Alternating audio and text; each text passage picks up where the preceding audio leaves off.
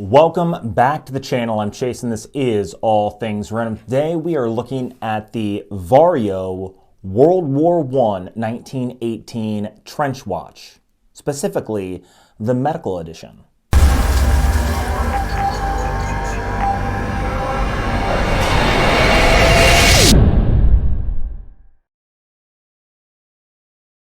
Now, outside of watches, I love history. I think history is extremely important when it comes to moving forward in a country or a society. I think one of the things that really affects, the immediate changes in culture in the now is not understanding the history of the past. One of the things I also love is the designs and nostalgia of the past eras to include World War I and World War II.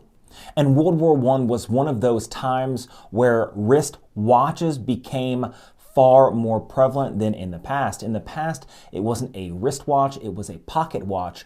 And one of the things about the Vario 1918 trench watch or medic watch, which I'm holding here, is that basically what they would do is they take pocket watches, modify them, and then put them on a leather strap or a bun strap like I have here. One of the things that I love is just that nostalgia, like I said, of these antique watches. Well, one of the things I love about re-releases like the Vario is the fact that they've taken new technology, new materials, stuff like sapphire crystal, 316L stainless steel cases as opposed to the brass cases or the zinc cases or the thinner cases of the past, the weaker crystals of the past, and they've updated it with a more robust movement and just parts and pieces that are going to make this last a lot more than something like a vintage watch. One of the things that I love is vintage watch collecting, but the issue is wearing it on the day-to-day.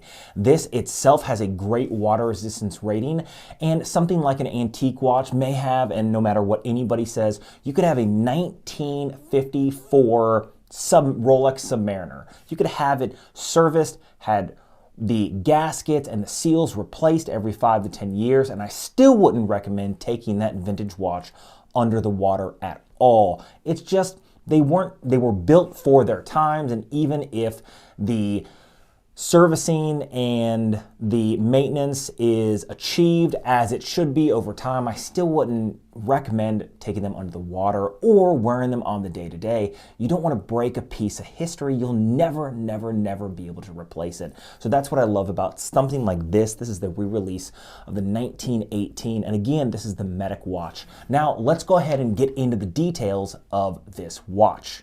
One of the things that I really do love about what Vario is doing is they're offering great products at great price points. In fact, the dial on this is an enamel dial. Now, most watches don't offer enamel dials unless they're in the higher end price points. Now, this watch, is only a few $100, and honestly, this watch can easily be valued at $600 or $700 or even $800 because of the materials and time and details they put into this. So, starting first is the white enamel dial. On top of that enamel dial is a sapphire crystal, and it's a domed sapphire crystal. Now, it does have anti-reflective coating, which means it makes it easier to read in the sunlight. This is a war watch, so you'd think they'd want to make it extremely legible in the daylight of war. Now, of course, they didn't have sapphire crystals back then or anti-reflective coating. These are just newer materials used, so it helps you on the day-to-day. They also use marine-grade stainless steel, so it's just a little bit better than the standard 316L stainless steel that you'd find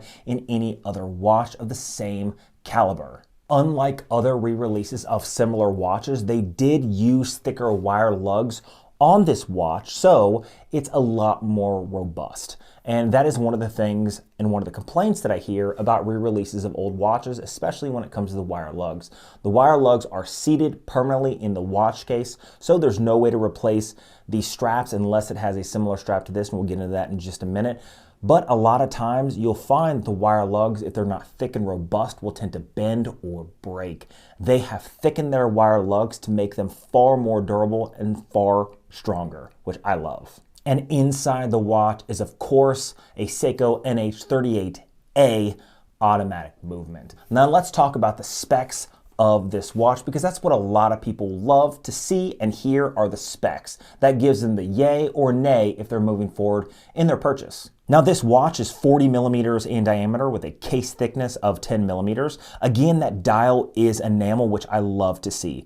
The crystal is 2 millimeters, double dome sapphire with inner AR coating, which is great because even companies like Omega will use an AR coating on the outside of the crystal, which means that as it rubs on day-to-day, wear, that AR coating will actually wear out and it'll look like scratches on the outside of the scratch-resistant sapphire crystal, which to me is kind of funny that you'd put AR coating on the outside that can scratch. It's just one of those things that, yes, it does make it more legible outside to have undercoating that's AR and outer coating that's AR, but when the outer coating can scratch and it looks like the crystal scratched, I kind of think that that's a negative, which I'm glad to see they didn't do. Now the lume featured on this watch is a C3 lume and it is extremely bright in the dark. The case material is that marine grade 316L stainless steel, which I love to see. Now the case back itself is a stainless steel with the option for either an empty case back or the laser engraving that I'm showing here at an additional cost. One of the things that I really love about the case back is it offers that nostalgia of war with a soldier on the back. Now, if you don't want to have a laser engraving on it, you don't have to, and you can have that stereo case back. Again, one of the hardest things of this watch is the fact that it is on a bun strap. It's very difficult to change the strap. So basically, you're gonna get what you get, but the bun strap is extremely comfortable. Now, you're not gonna see that case back very often, so if you opt for saving money and have the non-laser engraved sterile smooth case back, then that's perfectly understandable because you're not really gonna be looking at the case back very often.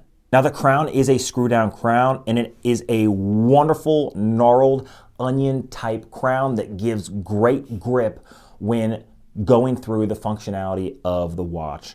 Inside is that adjusted Seiko NH38A automatic movement with hacking and hand winding. One of the things I love about this is they use the proper movement for the watch itself.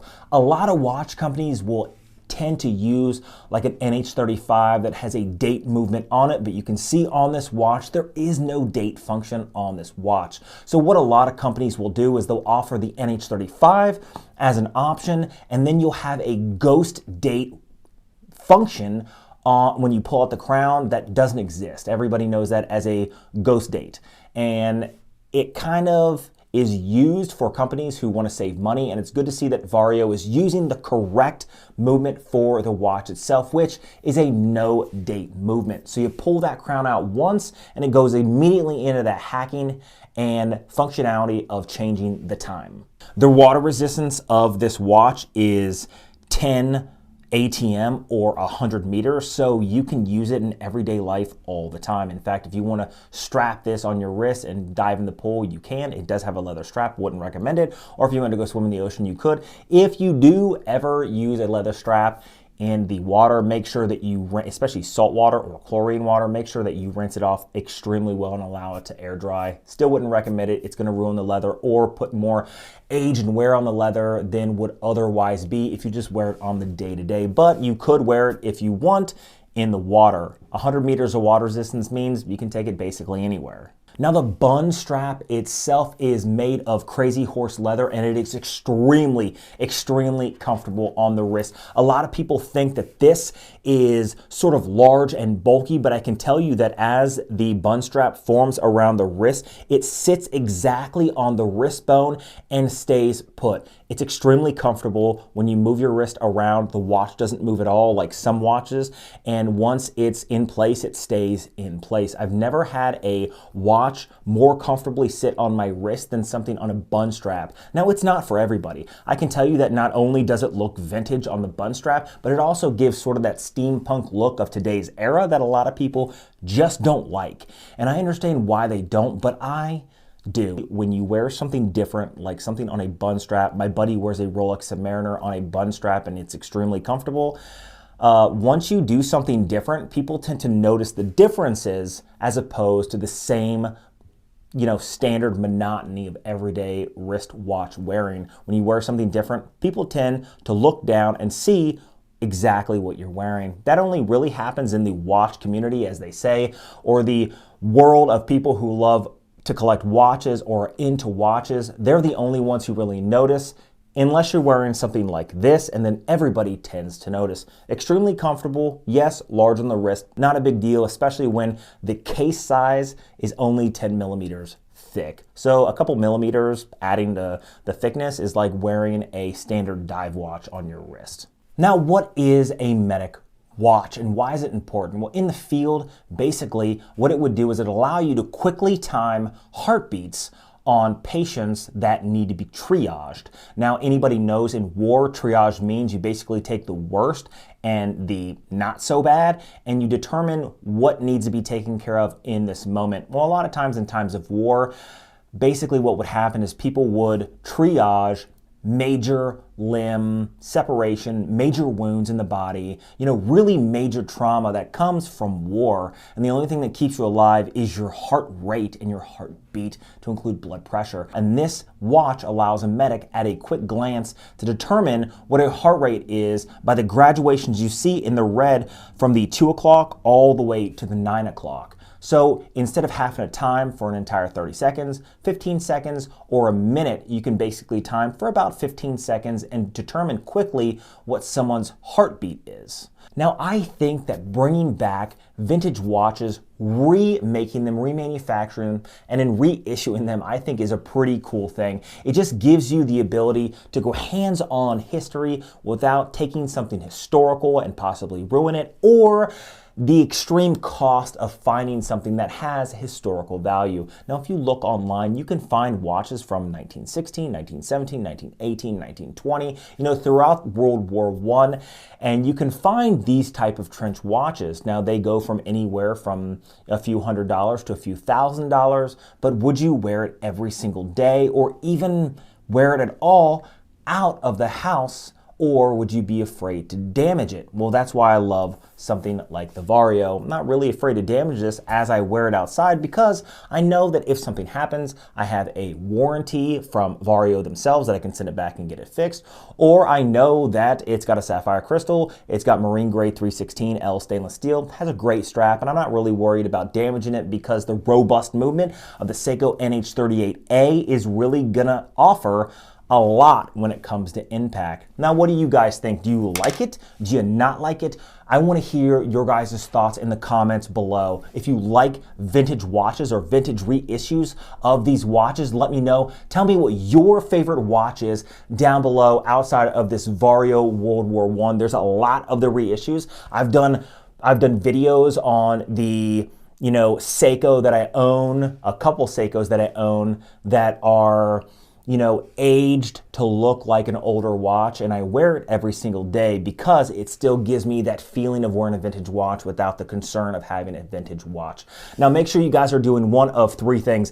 Hit that subscribe button, leave a comment down below, not only of the watch that you guys love, but of the content you guys would like to see on this channel. I have a lot of videos coming out in the future. I'm gonna be hitting it every 2 to 3 days until the end of the year, so I can bring you guys the content that you're asking for. I do have another watch from Vario that's gonna be released in a week or two. I have a watch from Megalith that looks like a Submariner homage. I also have a lot of other watches to review, to include another watch winder, not this one, but I got another watch winder coming in the next few days. I will be reviewing that as well. I have a lot of videos coming out, so make sure you guys are doing that third thing, which is hitting that notification bell so you can be notified when I drop all of these videos. Until next time.